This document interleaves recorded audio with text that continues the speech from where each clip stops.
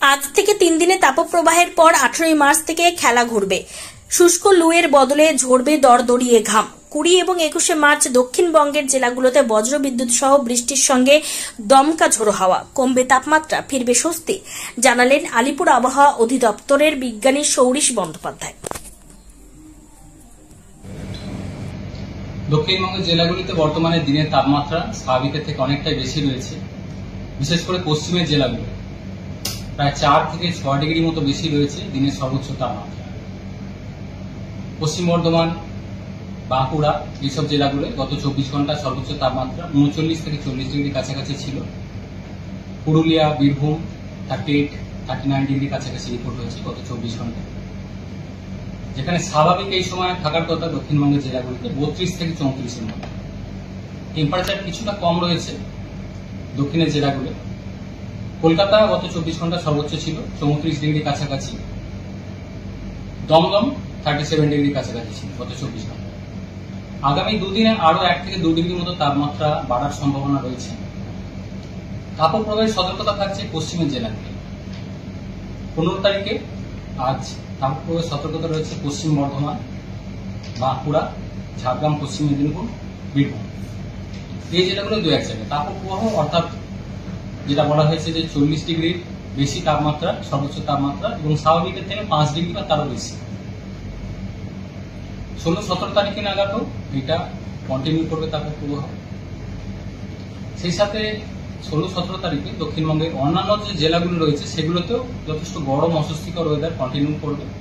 বেশিরভাগ জায়গাতেই তাপমাত্রা 37 ডিগ্রি বা তার থেকে বেশি থাকবে। তাপমাত্রা মেনলি কমার সম্ভাবনা থাকবে 20 তারিখ বা তারপর থেকে। 20 থেকে পরবর্তী কয়েকদিনের মধ্যে তাপমাত্রা বেশ খানিকটা আবার কমে যাবে। দিনের যে সর্বনিম্ন তাপমাত্রা সেটাও স্বাভাবিকের থেকে প্রায় 2 থেকে 4 ডিগ্রির মতো বেশি রয়েছে বেশিরভাগ জায়গায়। ফলে একটা গরম অস্বস্তিকর ওয়েদার দক্ষিণবঙ্গে রয়েছে বেশিরভাগ জায়গায়।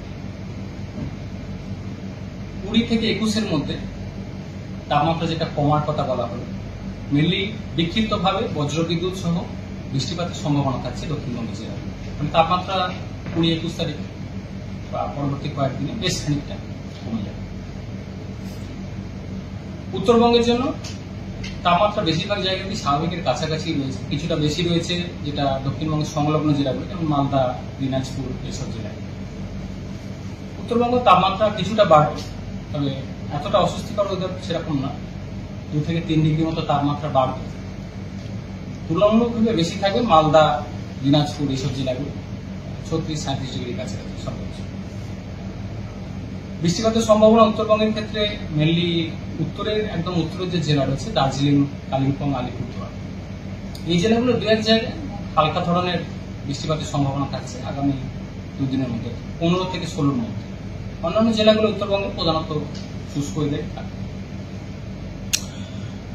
স্যার, বৃষ্টি নিয়ে একটু স্পেসিফিক বলেন যে কবে, কোথায়, কখন বৃষ্টি? হ্যাঁ, বৃষ্টিপাতের সম্ভাবনা দক্ষিণবঙ্গের ক্ষেত্রে যেটা বলা হলো 20 থেকে 21 তারিখের মধ্যে বিক্ষিপ্তভাবে বজ্রবিদ্যুৎ সহ বৃষ্টিপাতের সম্ভাবনা থাকবে দক্ষিণবঙ্গের জেলাগুলোতে। মেনলি 20 তারিখ নাগাদ বা 21 তারিখে যেটা বলা হয়েছে যে জলীয় বাষ্পের প্রবেশ যথেষ্ট বাড়ার সম্ভাবনা রয়েছে। বর্তমানে যেটা চলছে পশ্চিমের শুষ্ক হাওয়া বেশি রয়েছে, যে কারণে তাপমাত্রা অনেকটাই বেশি রয়েছে বা আরো একটু বাড়ার কথা বলা হচ্ছে। 20 তারিখ থেকে উইন্ড প্যাটার্ন খানিকটা চেঞ্জ হবে, জলীয় বাষ্পের প্রবেশ বঙ্গোপসাগর থেকে বাড়বে এবং সেই সাথে কিছুটা পরোক্ষ প্রভাব থাকবে পশ্চিমী ঝঞ্ঝা। ফলে বৃষ্টিপাতের সম্ভাবনা রয়েছে দক্ষিণবঙ্গের জেলাগুলিতে বিক্ষিপ্তভাবে। দেশের একটা বিস্তীর্ণ অংশে সম্ভবত এরকম একটা হট ওয়েদার বা এরকম পরিস্থিতি। হ্যাঁ, এরকম হট ওয়েদার বা তাপপ্রবাহ দেশের অনেকটা পোর্শনেই রয়েছে, বিশেষ করে সেন্ট্রাল ইন্ডিয়া, মধ্য ভারত এবং পশ্চিমের দিকের রাজ্যগুলো।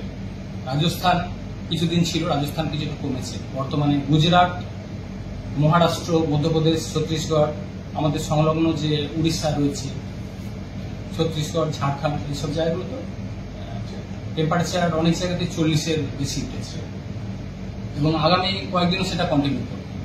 যেহেতু আমাদের এরিয়াতে ড্রাই ওয়েস্টার্লি উইন্ড বেশি রয়েছে, অর্থাৎ পশ্চিমের যেসব জেলায় তাপপ্রবাহ অলরেডি চলছে সেখান থেকে ড্রাই এয়ার আমাদের এরিয়াতে প্রবেশ করছে বা আরো প্রবেশ করবে।